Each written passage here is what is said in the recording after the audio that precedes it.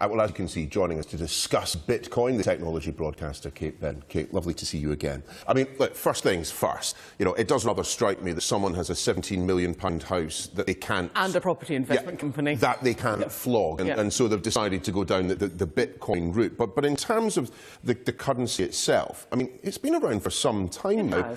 And it hasn't really moved over from relatively niche use, by my reckoning anyway. No, it hasn't. I mean, what's happened is it spawned a whole sort of raft of ecosystem of products around it, including other cryptocurrencies. But fundamentally, Bitcoin itself still remains niche. I mean, we're hearing about it a lot because there's an enormous bubble in it. I mean, last time I looked this morning, the price is up over something like $6,000, which is just staggering.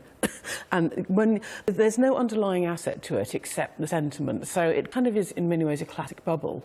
So this is the thing I can never quite get my head around. You know, given the fact that, you know, there is, as you say, no underlying value. I mean, where did the value emerge from in the first place? I mean, I think of central banks in the past having, you know, like Fort Knox, massive reserves of gold, giving some weight to the currency. I mean, what was it with Bitcoin? That's a good question, actually. Again, sentiment, a belief in it. I mean, it's a really interesting idea, a decentralized currency that relies on being held across a number of computers, because the network is a bunch of computers, effectively.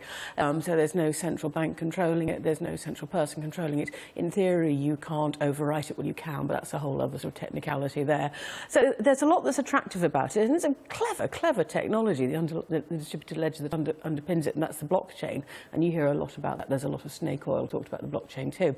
But yeah, there's no underlying asset, except that people are prepared to put money in it, thinking they're going to make money, and at the moment they are making money. Any time, though, that you see inflation of the sort that we have with Bitcoin, you do rather think that we are seeing a bubble develop, and we all know what happens to bubbles. I mean, the statistic that Tom was talking about, you know, if you spent, you know, $5 on Bitcoin a few years ago, you'd be sitting on millions. I mean, there is a real prospect that this cryptocurrency, this specific cryptocurrency, is going to come crashing down. Yeah, there's a lot of talk around regulation of it, because of course it's completely unregulated. However, countries and governments are getting in on the act. China banned all cryptocurrency trading exchanges recently.